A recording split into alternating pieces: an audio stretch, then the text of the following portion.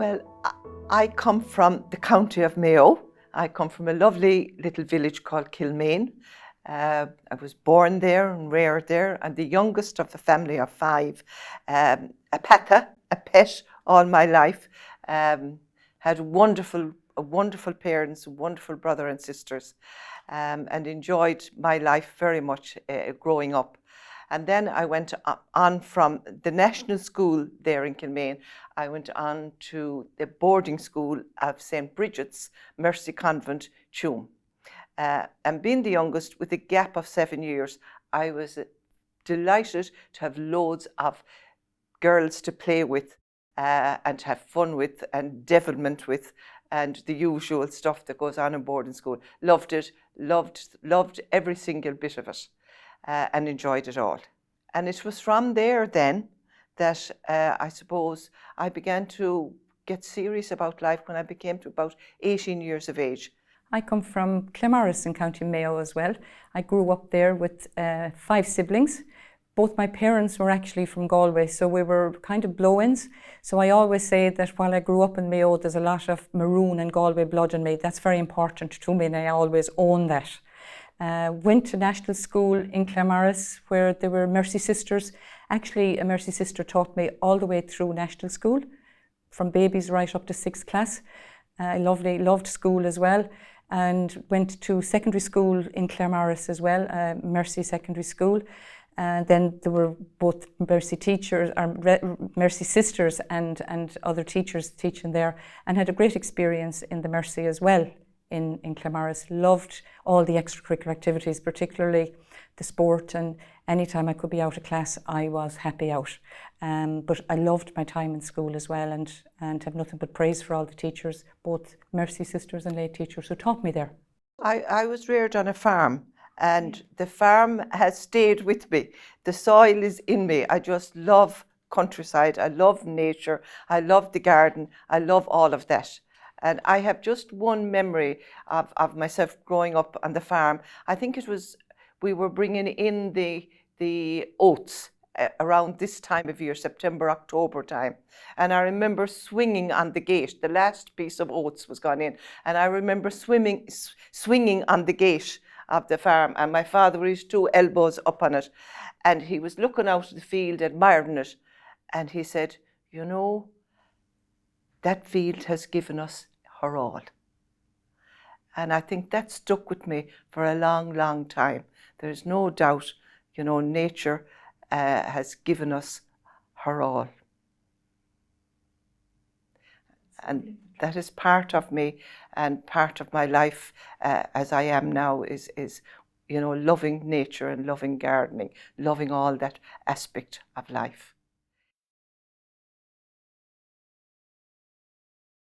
Well, I think up to I was in Leaving Cert class, I had, life was so full of everything that Mercy wasn't part of it really in that sense.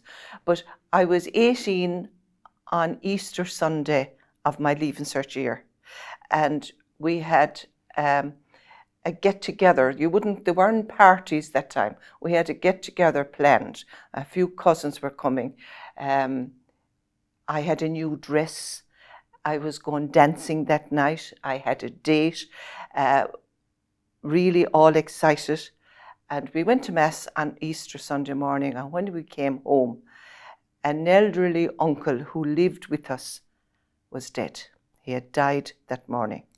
And that put an end to all the gallivanting and all the fun for the whole of Easter, because that time you grieved and you didn't go out, not even to the cinema. You stayed in. So I went back to school, back to the Mercy, and began to think seriously about life. What was life all about? What did I want to do with my life?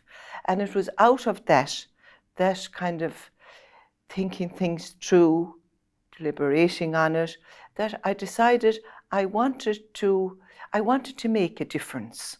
That was really what echoed inside me. I wanted to make a difference. And it was out of that came the notion of one of the best ways to do it was maybe to become a sister, a Mercy sister. And even to this day, that still echoes in my heart. Most days I would say to myself, I want to make a difference today. Right? It's not something that came in a flash, and it is continued right through my 75 years of my life. So I decided that after doing the Leaving Cert that now I wasn't the best student in school. I was well, a little bit wild, I'd say. I was normal. So when it came to doing the Leaving Cert, I did the Leaving Cert. I'd hoped and prayed I'd do well. I remember climbing the reek in my bare feet, asking the Lord to give me a Leaving Cert that I would be able to get in and be something, be professional as a sister. And then I entered then in September of that year. And I have to be honest, I didn't think I'd be able to stay. I thought really that I'd get over this, that it was, just something that was going on. So I actually made a date for the following Sunday night,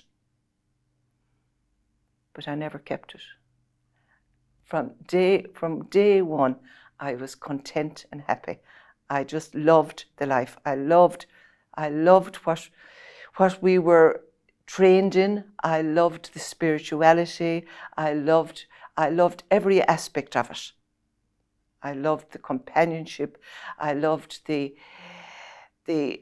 care and the love and the compassion that we were trained in and with and for. And I'm nearly 60 years there now at this stage. Well, I suppose the first thing was coming through a Mercy school at Leaving Cert. After doing my Leaving Cert, I thought that I wanted to become a Mercy sister as well, and mentioned it to my parents at home, and both of them felt that I was too young and too immature, and that they would prefer if I went to college for at least a year, go to Galway, do a year in college anyway, and see what I thought after that year. Of course, I was very annoyed. Like at 17, nobody wants to be told what they can do and they can't do. I even asked them, would they bring me to Tuam to meet the sister who was looking after the new novices or those who wanted to enter? And they said, no, you'll have to leave it. So I thumbed off to Tuam and got a lift and met with the sister, and she was delighted to see me. And I was, as you say, accepted if I wished to come. But my mum and dad still said, look, please, just go to college for a year. I think they were afraid I'd enter and leave, and that would cause more consternation than anything else. So I went to college. First year, at the end of first year, I said nothing about entering because I had come out of boarding school, loved the freedom of Galway City, all that it had to offer, so nothing was mentioned. And I did my degree and I did my dip. And, I always feel this is a God incident rather than a coincidence. I started applying for jobs after my dip. Applied for one that was advertised for a school in the west of Ireland. Now, there's a lot of schools in the west of Ireland. And the letter comes out and it's from the Convent of Mercy in Tuam. Well, my heart started pounding. I said, I don't want to see this. And I said, I don't think I'll go for that interview. That's the truth. And again, my mum and dad said, look, would you owe to the sisters? They're after calling you. You've been in school here in Clammaris. They all know us. Please go. And I went and I got the job. And I taught in the Mercy for, I think, 4 years. And, of course, meeting the sisters again. And actually, the first day into the staff room, I knew there would probably be a kind of an embarrassing moment for me, because that time a lot of teachers, new teachers, we started together. There was 3 of us starting. We were in college together. We knew one another. And I could see Sister Imelda heading for me, coming over to the corner of the staff room I was in, and she said, aren't you the child that was thinking about entering with us? Well, my heart sank because I didn't want the others to know. And I said, oh yeah, but that was ages ago, But 3 or 4 years later, and again, there was nothing dramatic about the decision. It was a simple desire to do something meaningful with my life. At the time, I began to do a bit of voluntary work, and and I worked with the Simon community in Galway. I did what was called the soup run on a Monday night. There was 2 of us. I did it for 2 years, myself and another guy. He was in college with me, and Monday night was our night. And at 10 o'clock every Monday night, we made soup and sandwiches, and we headed to, back then, this is going back 40 years now, to what were called the skips around Galway. There were the derelict cars down by the Spanish Arch. There was a shed out the back of the Claddagh Palace Cinema. We had to jump a 6-foot wall to get in. I was young and fit then, I was able for it. And other derelict buildings where they would come after their day, often time drinking, you know. And back then I did begin to see that most of the homeless, about 18 or 19 homeless men in Galway at the time, and there was no shelter. There was no Fairgreen Hostel as there is now. There was no shelter. And I always felt if only something could have been done sooner to help them, maybe they wouldn't have ended up homeless. So look, there was always that pull in me to do something meaningful. And at that time, Simon met that in me. And then, you know, with being involved with Mercy and teaching with the Mercy Sisters in Tuam and having come through Claremorris, I felt Mercy afforded me the opportunity to do something meaningful as well. And it was as simple as that. And again, I'm there 40 years now. I'm very proud of the fact that I entered. And the funny thing was, when the second time round, when I was saying I was going to enter, my siblings wanted to hear nothing of it. They weren't enamoured at all. And my mum and dad were very supportive. It's kind of a full 360 turn or whatever you say. And I actually remember walking in the garden in Ballinrobe, because that's where the novitiate was, with my dad and mum the day I entered. And you know, I was kind of embarrassed and humbled by what they said. My dad said, he said, you know, you remind me a little bit of Veronica in the Gospel, where she was able to stand out from the crowd and wipe the face of Jesus, and she wasn't afraid to do it when everybody else was baying for Jesus' blood, you know.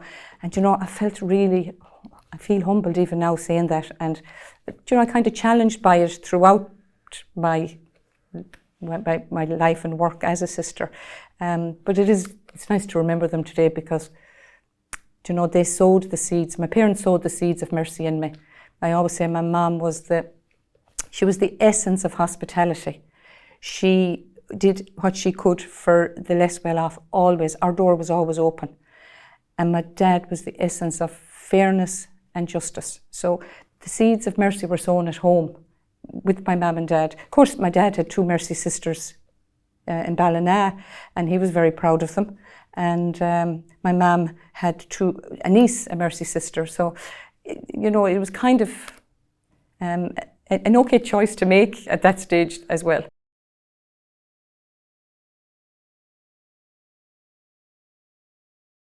I was lucky enough to train in Sion Hill as a home economics teacher. And when you're teaching home economics, the children's defences are down because they're working with you, they're chatting to you. And I discovered through my early years of teaching that Monday morning for the children coming in, there was often pains and aches and tears, and they might look for the Panadol or the tablet. They weren't feeling well. And as I got to know them, I discovered that a lot of the problems was what was happening at home. Weekends were difficult for them. So again, thinking through that, I decided that I would like to do something. It was kind of like a homeschool liaison idea, right? That wasn't around at the time. So I joined the health board, and I was lucky enough to work with families who were in need, particularly, and I didn't really like this part of it, particularly around management, financial management of children and that. And again, I discovered quite rapidly that managing money wasn't the issue. It was what was happening, where was the money going, how was it being spent. So out of that was born the whole notion of doing something for families that had difficulties with abuse of alcohol or alcoholism. So I went on and I went back to college and I trained in social work. I didn't have sufficient skills for doing the work I was doing, so I trained in social work, and the tutor that was on my course at the time guided me very much in the whole area of addiction. And I went from college and I worked with the Rutland Centre in Dublin, right? And when I finished college, they offered me a job and I worked there with them for 2 years or thereabouts. And then I decided I wanted to come back to Mayo, back to the people of the West, because there was facilities were very, very poor there. So I was lucky enough, the HSE, the health board, employed me as an addiction counsellor, and the dream was really to open a unit similar to Rutland in the West, because people who wanted to get help, if they needed residential treatment, they had to go to Dublin at the time. And it was a long journey and a difficult one, and very difficult for the parents or the partners or the spouses or children that were left at home without the person who was in need of help. So that's where it came from. And a book I read recently and Dolores probably will add to this very much. It was written by a sister, Bonaventure Brennan, who was from the northern province, a Mercy sister. And the title of the book is that it commenced with two. And that it's a book about the founding of the Sisters of Mercy in Baggot Street. It's about Catherine Macaulay, our foundress, and her first sister, who was her aide-de-camp or whatever, Mary Ann Doyle. And that's exactly what happened with Hope House. Dolores and myself, it commenced with two.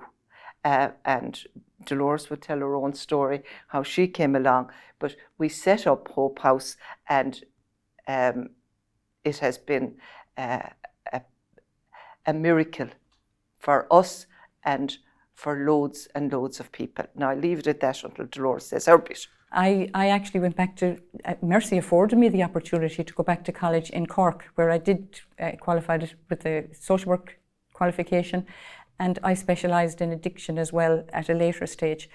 And when I qualified from Cork, I got a job in the HSE in Castlebar, and again, Attracta and my paths crossed, and it was there that the dream of opening a residential addiction treatment centre began to formulate. I genuinely believe if Catherine Macaulay were alive today, and back then as well, she would definitely have been involved in working with people with addiction. You know, like 40 years ago, there was very little services, and addicted people and their families are the most vulnerable at times. And it was wonderful that we got the opportunity, with the help of Mercy, to start off. You know, they allowed us to take leave of absence from work. We worked for a couple of years without any salaries, supported by the Mercy sisters, not just financially, but supported us emotionally through it all. And I find it hard to believe that we're there 28 years.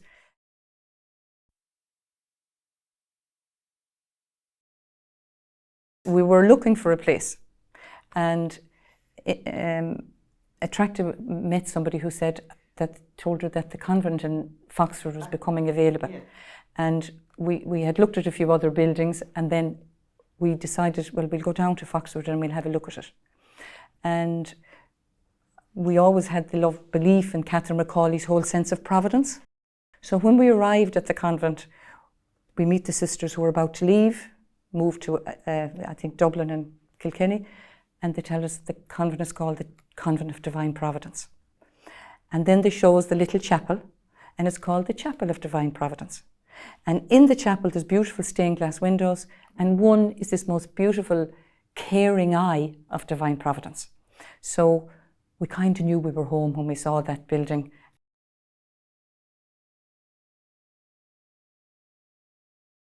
And then we had to do a little bit of work. We sent Attracta off to meet the bishop to ask him if he would... Came too. You came too. Yeah. But no, the sisters told us that day. Oh yeah, the sisters told us that the convent was gone. the bishop had bought it, and we had come from the Tuam diocese, and this was the Conry diocese. So anyway, we decided we'd ring the bishop. So we rang Bishop Flynn, and we asked, could we meet him? And we went to meet with him, and we told him our story, what our dream was, what we hoped to do. Our interest was to open up a residential treatment centre for the treatment of addiction. And he told us that evening that there were 5 or 6 other projects in line looking for the building. So we came away and we said we won't get that building, right?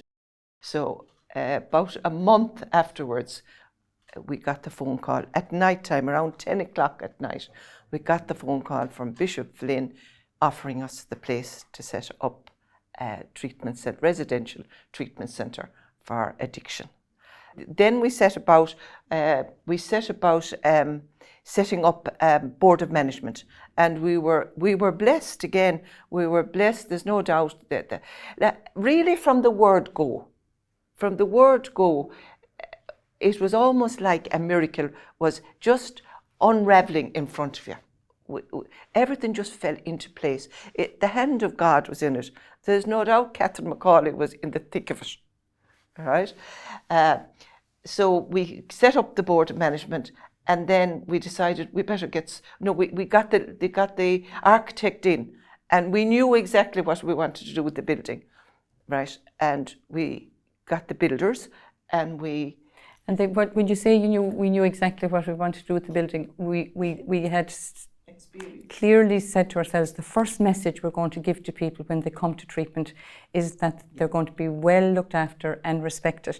So we were going to invest in making it comfortable, warm, welcoming, respectful.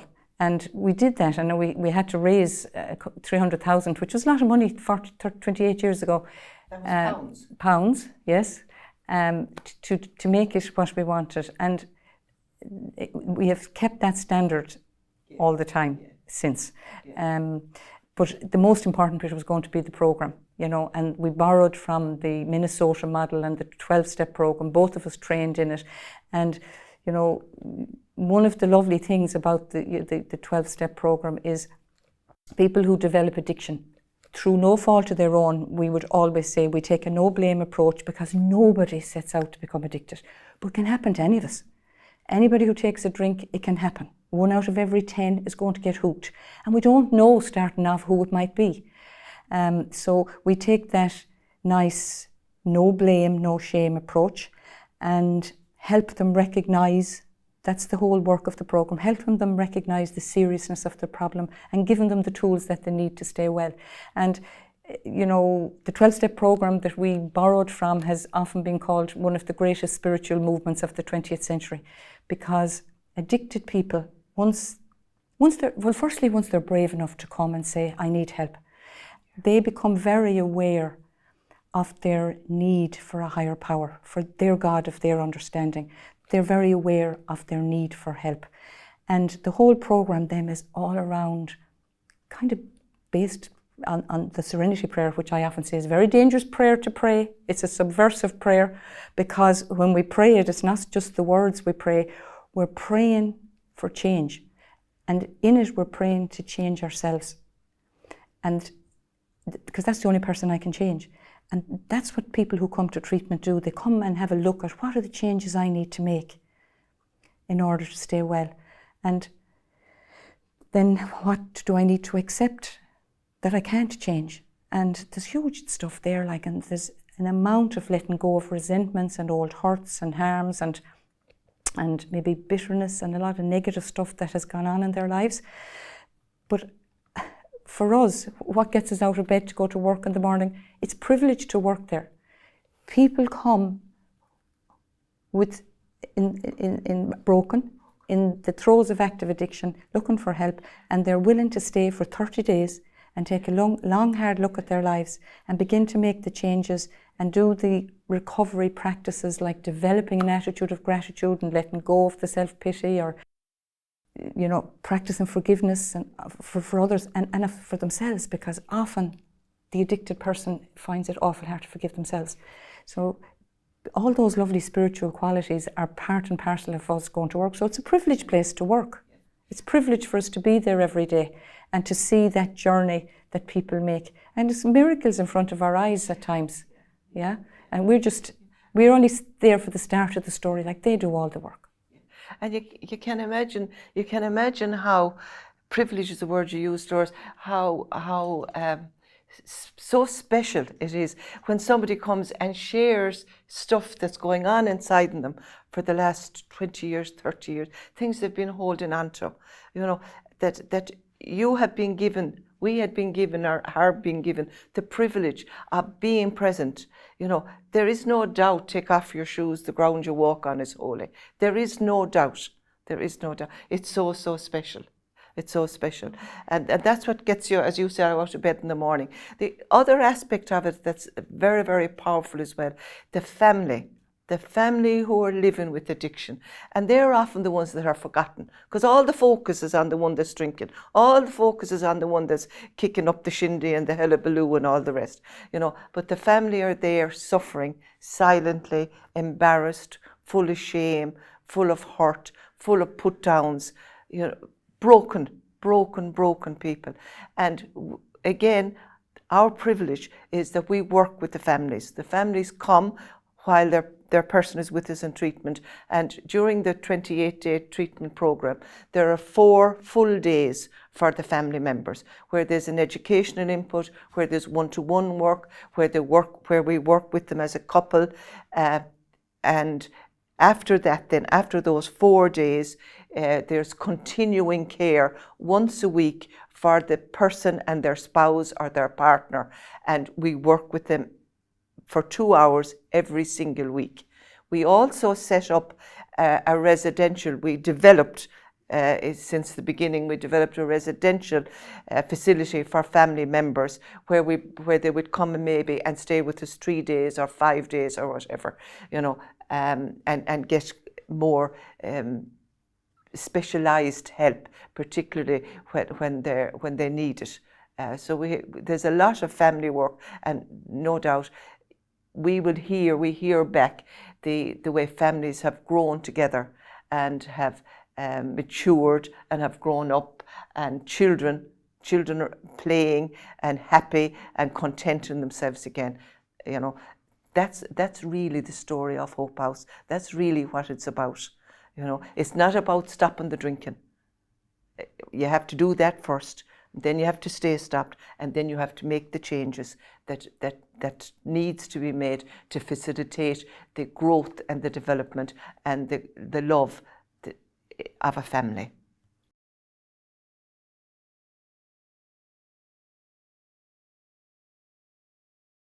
Well, one of the things that we became very conscious of early on was that we needed to keep our doors open, because we knew, with families being constrained, as you say, at home, that it was going to create a lot of drinking, home drinking, that was going to accelerate problems. So we had to close early on for a couple of weeks until we got all the restrictions and protections and infection controls in place. But thankfully we've been able to stay open, and we've been able to continue to provide a service, not only to residents who come to treatment, though we had to reduce the numbers a little bit to provide single occupancy rooms and stuff like that to protect people. But very quickly we went online with our aftercare groups. Like, we have 12 aftercare groups, 12 individual groups, you know, maybe 150 people who would be availing every week of support. So very quickly we realised we've got to get this online. And it was so heartwarming.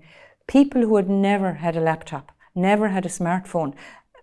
Children bought laptops for their dad or their mum and set them up and got them on we use GoToMeeting, a bit like the Zoom meetings. And I could not believe the attendance and the participation from way back then.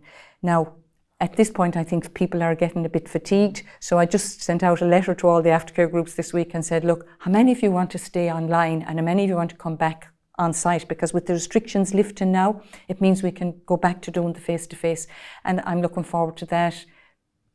I know they'll be looking forward to that. But we'll still provide the online for those for whom it's difficult to travel, or they're a distance away, or they might have childcare issues, or nobody to mind the kids. But we'll do. Is it a hybrid version you'll call it? That's what we'll do.